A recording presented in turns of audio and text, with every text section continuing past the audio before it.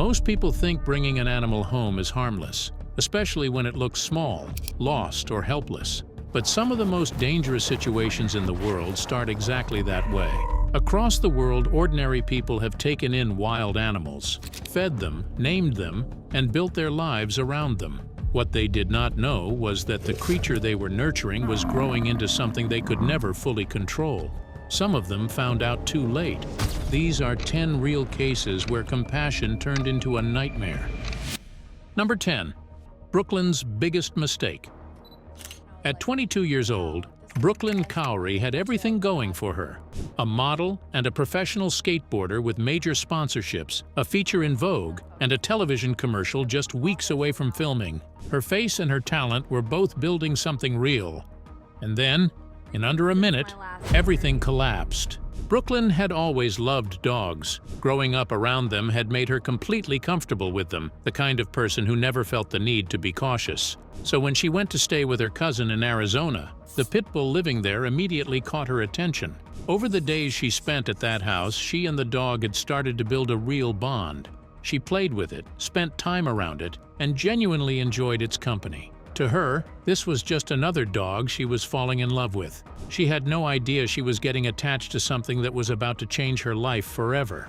Then one afternoon, without any warning, something she still cannot identify triggered the dog, and it launched directly at her face. The dog hung off her face for more than 30 seconds, shaking her head like a toy. When it was finally over, the animal's jaws had ripped off her upper lip and parts of her nose. At first, she thought it was just a minor bite, but the true realization quickly set in. In her own words, "Before, I just focused on such little things that didn't even matter. I had a zit on my upper lip right when the attack happened, and I remember being so insecure about it. And then 15 minutes later, my entire lip was gone." The hospital was unable to reattach her upper lip. She went on to undergo 6 reconstructive surgeries. Doctors took skin and nerves from her arm and transplanted them to rebuild a functioning lip. The road was long, painful, and deeply uncertain at every stage. Her modeling career, her commercial, her momentum, all of it stopped the moment that dog made contact with her face. And the detail that makes this story truly hard to shake is that this was not a stray animal or a creature she had never met. It was a dog she had been bonding with, in a home she felt completely safe in, on an ordinary afternoon. That is what makes it so difficult to process. Number 9. Brian's Wild Rescue. Brian Dirk Kjack was walking through a remote area of the African wilderness when he came across a small animal on its own.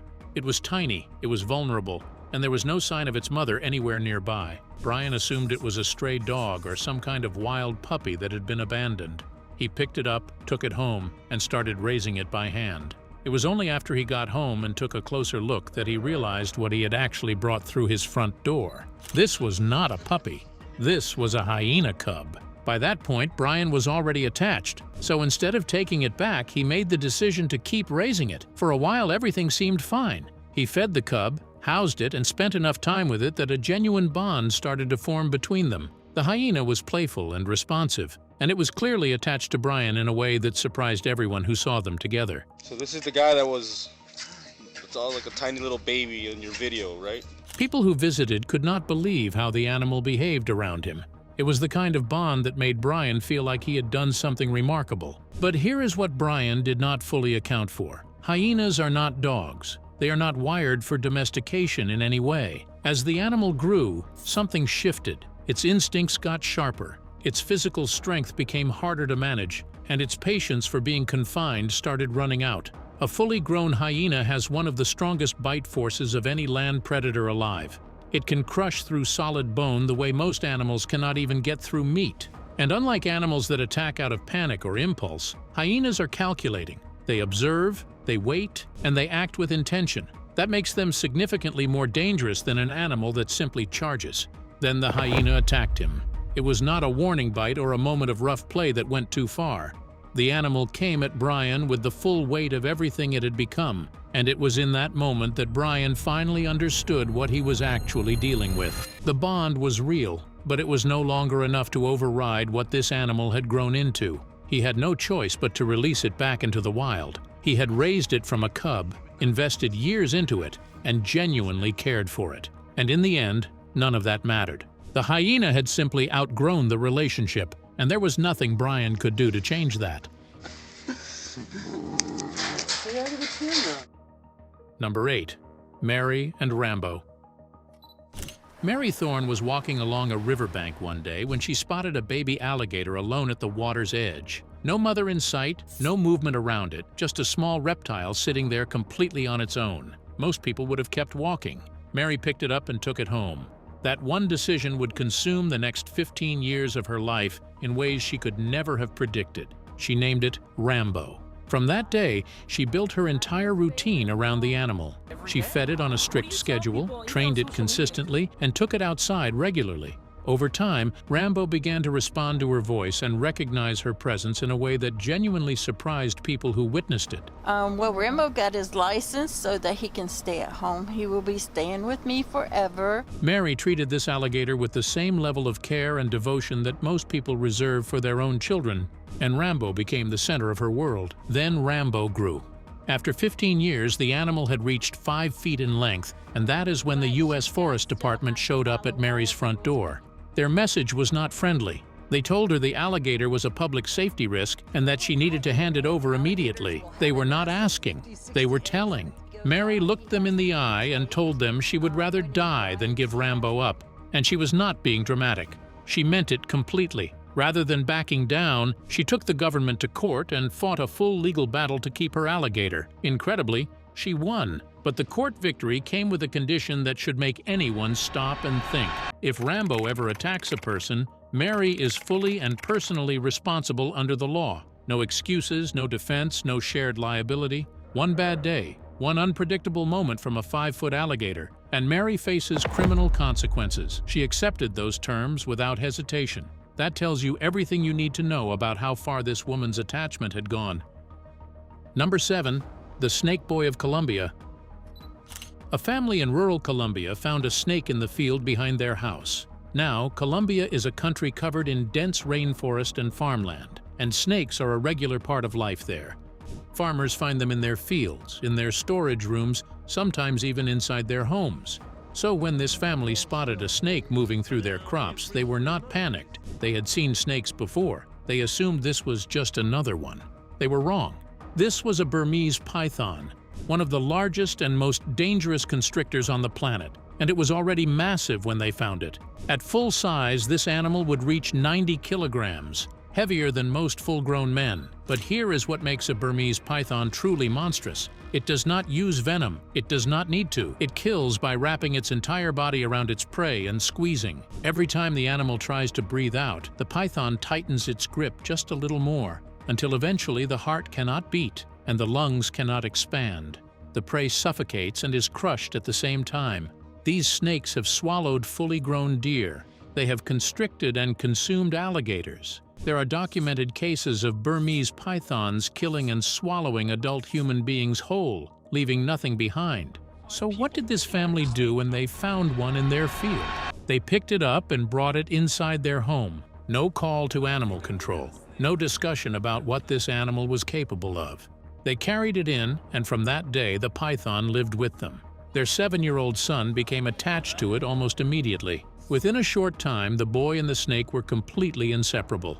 He would sleep beside it at night. He carried it on his shoulders during the day. He took it outside with him when he went to play. Here is the part that is genuinely hard to process. The parents watched all of this and never once stepped in. They never pulled their son away. They never set a single boundary. Every single day, a 7-year-old child who weighed almost nothing was putting himself inside the grip of a 90-kilogram python, and his parents stood by without any visible concern. The python never harmed the boy, not once. But no expert, no wildlife specialist, and no one who has ever seen this footage has been able to explain why. His parents have come to accept Sambat's appetite for snake affection. That unanswered question is what makes this story so deeply unsettling. Number 6. Bolos and the Piglet. In December 2021, a man named Bolos was out in the jungle when he came across a warthog piglet completely on its own. It was small enough to fit in his hands, and there was nothing around it. No mother, no group, nothing. Bolos picked it up and brought it home, folding it into a household that already had several other animals. At that point, it looked like nothing more than a harmless little piglet that needed care. That was the beginning of the problem. The warthog adapted fast. Within weeks, it was moving through the house like it had lived there its entire life, completely unbothered by the other pets around it. It ate with them, moved around them, and settled into the household routine without any friction. Bolos watched all of this and felt good about what he had done. He had rescued something helpless and given it a home. What he did not realize was that the animal he had rescued was quietly changing every single day. Because a warthog piglet and a fully grown warthog are two completely different problems. As this animal matured, it developed the physical features that make warthogs one of the most underestimated creatures in the wild. Its tusks began to grow in curved and sharp, and those tusks are not decorative. A warthog uses them to slash upward at the underbellies of lions and leopards when it is cornered, not to defend itself from small threats, from lions, from leopards. The animals that sit at the very top of the food chain actively think twice before going after a fully grown warthog because the cost of that confrontation is often too high. Many predators simply walk away. On top of that, a warthog can run at 48 kilometers per hour. Inside an open field, that is impressive. Inside a family home, that speed becomes something else entirely. What Bolos thought he was raising was a rescued piglet. What was actually growing inside his home was an animal that apex predators in the wild choose to avoid, and he had no idea. Number 5. The birthday surprise. A man came across an injured honey badger and decided to rescue it. Around the same time, his wife's birthday was coming up, and he thought bringing the animal home as a gift would be a fun and memorable surprise. His wife loved it. They named it Gilbert, welcomed it into their home, and started caring for it like any other pet. Neither of them had any real knowledge of what a honey badger actually was. They were about to find out. The Guinness World Records officially lists the honey badger as the most fearless animal on the planet. Not the most dangerous, the most fearless. And that distinction matters enormously because an animal with no fear has no limits on what it will engage with, what it will fight, and what it will refuse to back down from, regardless of the size of the threat in front of it. Here is what that looks like in practice. A cobra bite delivers enough venom to kill a full-grown human being within hours. A honey badger gets bitten by a cobra, goes temporarily unconscious, wakes up, and finishes eating the cobra. These animals are immune to most snake venoms, and they have been documented hunting, killing, and consuming black mambas, which are among the fastest and most venomous snakes alive, as a routine part of their diet. Their body is also built in a way that makes them nearly impossible to stop once they decide to fight. The skin of a honey badger is so thick and so loosely attached to its body that when a predator grabs it, the badger can physically rotate inside its own skin and bite back at whatever is holding it. Predators that try to grip it find themselves suddenly on the receiving end of an attack they did not see coming. Gilbert was just the beginning. Over time, the couple added more honey badgers to their home until they were essentially running a colony. The chaos, the destruction, and the danger escalated with every single addition. Number 4. Kjack the crocodile. An Indonesian family came across a crocodile and made the decision to take it in. They did not just clear out a corner of the yard for it either. They built a dedicated pool inside their compound specifically to house the animal, a construction project that no contractor in their neighborhood had ever been asked to carry out before. They named the crocodile Kjack, and from that point, it became a permanent fixture of their family life. Now, before we go any further, there is something important to understand about crocodiles.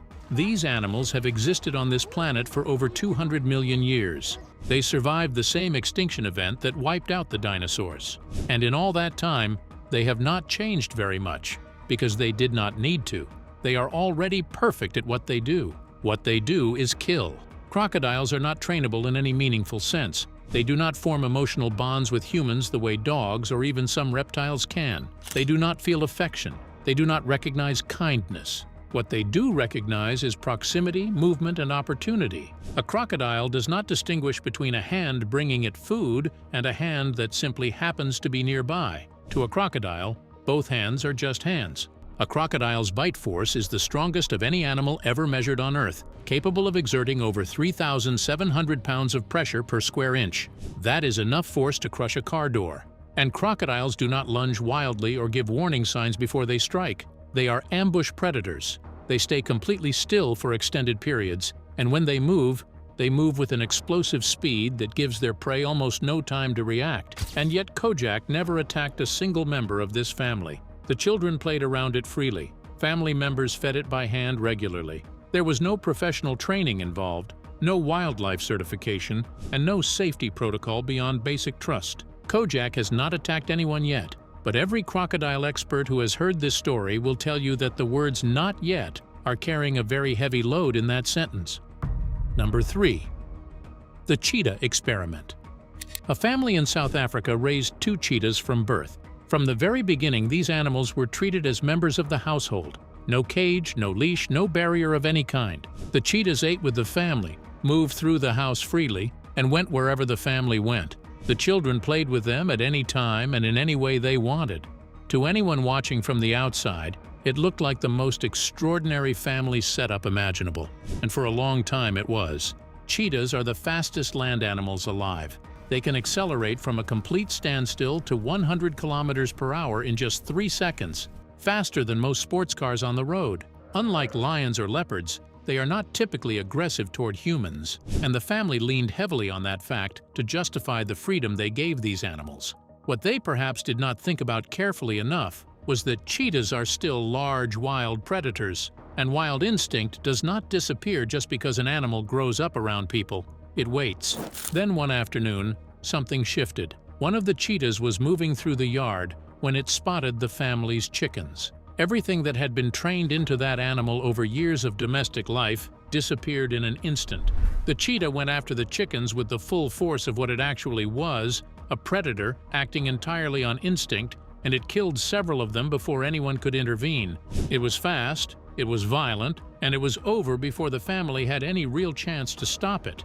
The attack was on poultry, but that was not the point. The point was what the family saw in that moment. They saw that the training had a ceiling, and that ceiling was lower than they had believed. These were not domesticated animals. They were wild predators that had simply been comfortable enough not to act on it until now. After that incident, the family made the difficult decision to release both cheetahs. The bond was real, the love was genuine, but what happened that afternoon had made one thing completely clear. Some animals are not meant to be kept, no matter how much you care for them. Number 2. Amanda Gray and Igmo the iguana. Amanda Gray was living in Cape Coral, Florida when she noticed an iguana egg hatching right outside her home. She watched it crack open, watched the tiny reptile pull itself out, and made the decision right there to take it in and raise it herself. She named it Igmo. It was small, it was harmless looking, and it needed care. To Amanda, it felt like the most natural thing in the world to do. For the first 2 years, everything was fine. Igmo grew steadily inside the home, eventually reaching 4 feet in length, and Amanda managed it without any serious problems. She fed it regularly, handled it often, and genuinely believed she understood this animal. The two of them had a routine, and that routine had never once given her a reason to be afraid. But iguanas go through significant hormonal changes as they reach full maturity. These changes alter the animal's behavior in ways that have nothing to do with how it was raised or how familiar it is with the people around it. The iguana that was calm and manageable for 2 years can become territorial, aggressive, and completely unpredictable almost overnight. And that is exactly what happened with Igmo. The first attack came without warning. Then, within the space of just 2 months, Igmo attacked Amanda a second time.